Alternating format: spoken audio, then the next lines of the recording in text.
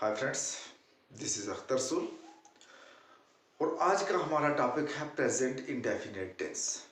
अब present indefinite tense में आता क्या है, यहां से अगर किसी को समझ आ जाती है तो ग्रामर के जितने भी टॉपिक हैं इसके बाद उसको आसानी के साथ समझ आ सकते हैं, क्योंकि टेंस के बाद ही नरेशन हो, मॉडल हो, जो भी चीज हो ये टेंस के अंदर ही यूज की जाती है। अब सबसे पहले देखो प्रेजेंट इंडेफिनिट।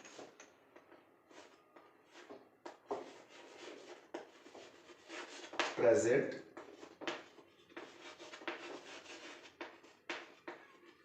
Indefinite tense.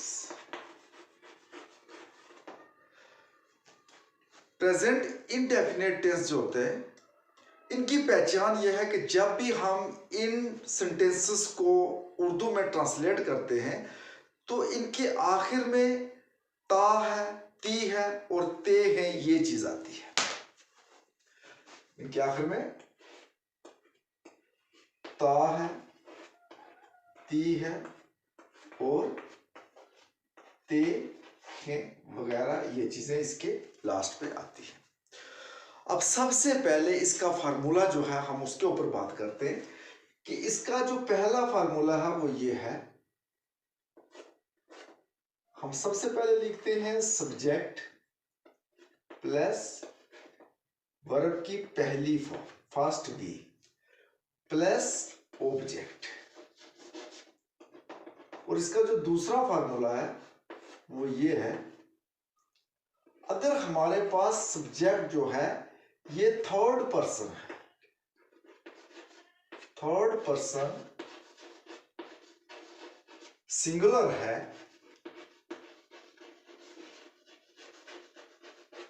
तो उसके साथ हम SRES का यूज करते हैं। अब यहां पे एक चीज बहुत ही इंपॉर्टेंट आ जाती है कि थर्ड पर्सन सिंगुलर है क्या। अब थर्ड पर्सन सिंगुलर जो हमारे पास प्रोनाउन आते हैं, ये प्रोनाउंस हमारे पास हैं ही, शी, इट, और किसी का नाम आ गया, जैसे सपोज हम मान के चलते हैं राजा, करीम, या किसी का भी नाम आ जाता है तो ये थर्ड पर्सन सिंगुलर में बिलोंग करते हैं। अब जब भी हम इन थर्ड पर्सन सिंगुलर का कोई भी सेंटेंस बनाएंगे तो जो हमारे पास यहाँ पे ये जो वर्ब है, इस वर्ब के साथ हमने एस या ES लगाना है। अब ये सभी वर्ब्स के साथ ES भी नहीं लगेगा, ये सबके साथ S भी नहीं लगेगा, ये भी कुछ अलग से वर्ब हैं, और इसके ऊपर भी मैंने एक जो है अपना लेक्चर जो है वो डिलीवर किया हुआ है, तो वो वहां से आप उसको जो है फाइंड आउट कर सकते हो कि किस वर्ब के साथ S लगता है और किस वर्ब के साथ ES लगता है। अब इसके बाद हम बात करते हैं कि सपोज हम ये कहते हैं कि वो खाना खाता है, तो वो को हम इंग्लिश में कहते हैं ही, तो सबसे पहले हम लिखेंगे ही। अब खाने को कहते हैं ईट्स मील, वो खाना खाता है। अब मैं खाना खाता हूं, आई ईट मील। यहां पे डिफरेंस क्या आ रहा है? डिफरेंस ये आ रहा है कि यहां पे ही के साथ हमने फर्स्ट वी के साथ एस लगाया है, और यहां जो फर्स्ट पर्सन सिंगुलर सब्जेक्ट है आई, इसके साथ हमने एस वगैरह कुछ नहीं यूज किया। तो ये फार्मूले का लिहाज था कि सबसे पहले सब्जेक्ट, तो सब्जेक्ट हमारे पास ही और आई दोनों सब्जेक्ट है, उसके बाद first form of the verb, तो ईट जो है ये first form of the verb है। अब उसके बाद लास्ट में क्या आ रहा है? ऑब्जेक्ट, तो ये मील जो है ये दोनों सेंटेंसेस के अंदर ऑब्जेक्ट है। अब बात यह है कि थर्ड पर्सन सिंगुलर के साथ हमने एस या ES लगाना है, तो ये देखो ही जो है ये थर्ड पर्सन सिंगुलर है, और थर्ड पर्सन सिंगुलर के साथ हमने क्या लगाया, यहाँ पे S लगाया है, तो ये फर्स्ट वी के साथ S इस तरीके से हमने यूज करना है। अब इस तरीके से जब इसका हम नेगेटिव सेंटेंस बनाते तो वो ये इस तरीके से करते, नेगेटिव सेंटेंस। अब ये दो हैं तो सेंटेंसेस लिखेंगे हम इसको। अब नेगेटिव में सबसे पहले हम लिखते हैं सब्जेक्ट प्लस डू नॉट और does not plus V first plus object, ये चीज होती है। अब आप आपको यहाँ पे एक चीज सोचनी है कि डू नॉट कहाँ पे लगेगा और डज नॉट कहाँ पे लगेगा। इसके लिए ये बहुत ही वेरी सिंपल है कि सपोज हमने यहाँ पे ये चीज लिखते हैं डू, ये हमने लिख दिया डू। अब ये ES अगर इस डू के साथ लिखेंगे तो इसका बन जाएगा क्या, डस। तो आपने एक चीज याद रखनी है कि जिन थर्ड पर्सन सिंगुलर के साथ हम S या ES लगा रहे थे वहां उनके साथ यहां डस का यूज होगा। अब सपोज यही सेंटेंस है कि वो खाना नहीं खाता है, तो यहां सबसे पहले क्या सब्जेक्ट, तो सब्जेक्ट हमारे पास क्या ही। अब इसके बाद डू नॉट या डज नॉट। अब ये थर्ड पर्सन सिंगुलर है तो इसके साथ S और ES लग रहा था, अब यही ES हमने डू के साथ ऐड किया तो इसका क्या बन गया, डज। तो वही डज जो है अब इसके साथ लगेगा, ही डज नॉट ईट मील, वो खाना नहीं खाता है। अब आई का जब लगाओगे तो आई डू नॉट ईट मील, तो इस तरीके से इसका नेगेटिव बन जाता है। ये जो प्रेजेंट इंडेफिनिट का हमने ये पहला जो बनाया इसको हम सिंपल सेंटेंस भी कहते हैं और अफर्मेटिव भी कहते हैं।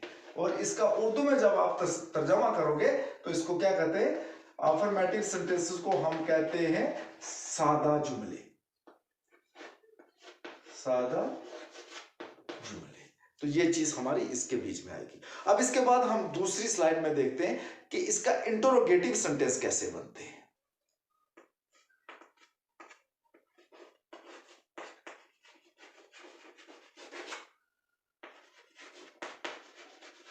इंटरोगेटिव सेंटेंसेस, तो इसको उर्दू जुबान में कहते हैं सवालिया जुमले, सवालिया जुमले। इनके अंदर हम मैक्सिमम क्वेश्चन ही पूछते हैं, किसी से इंफॉर्मेशन लेते हैं। अब सबसे पहले इसका बनाने का ये कायदा है कि सबसे पहले डू या does plus subject plus V1 plus object और लास्ट पे साइन ऑफ इंटरोगेशन का यूज करते हैं। अब जैसे हम एक सेंटेंस अगर बना रहे हैं ही से, तो ही के साथ हम लगाते हैं डस, तो हमने सबसे पहले लगाना है डस ही, उसके बाद सब्जेक्ट आ गया, उसके बाद फर्स्ट भी क्या है ईट और मील, लास्ट पे हमारे पास क्या है ऑब्जेक्ट, और उसके बाद साइन ऑफ इंटरोगेशन लगा देना है। अभी एक चीज आपने याद रखना है कि यहाँ इस वर्ब के साथ एस नहीं लगाना, क्योंकि इस वर्ब के साथ जो सिंपल सेंटेंस में एस लग रहा था वो यहाँ पे इस डस के साथ हम लगा रहे हैं। अब क्या वो खाना, क्या मैं खाना खाता हूं, डू आई ईट मी। तो इस तरीके से आपने ये इंटरोगेटिव सेंटेंसेस करने हैं। अब इन सेंटेंसेस को हम अलग तरीके से भी कर सकते हैं। जब हम इनके साथ इंटरोगेटिव प्रोनाउंस का यूज करेंगे तो इनके मीनिंग्स और अलग तरीके से चेंज हो जाएंगे। इंटरोगेटिव प्रोनाउंस हमारे पास जैसे ये हो गया what, when, why, where, etcetera. तो ये अलग से मीनिंग चेंज कर देते हैं। जैसे ये है, इनमें से कोई भी प्रोनाउन जो है हमने इसी सेंटेंस का फ्रेम यही रहेगा, लेकिन इसके बिगिनिंग में यूज कर देना है। जैसे डस ही ईट मील, तो हमने ये कर देना है व्हेन डस ही ईट मील। तो व्हेन लगता है वक्त के लिए, वो कब खाना खाता है। अब जब हम करते हैं अगर वेयर, तो प्लेस के लिए लगा देंगे वेयर डस ही ईट मील, कहां वो खाना खाता है। अब अगर हम ये कर देते हैं कि वो क्यों खाना खाता है, तो वाई डस ही ईट मील। तो इस तरीके से हम इंटरोगेटिव सेंटेंस जो है फ्रेम कर सकते हैं। और अब इसके बाद हमारे पास लास्ट जो बचता है वो नेगेटिव इंटरोगेटिव सेंटेंस आते हैं। तो नेगेटिव इंटरोगेटिव के अंदर क्या होता है, नेगेटिव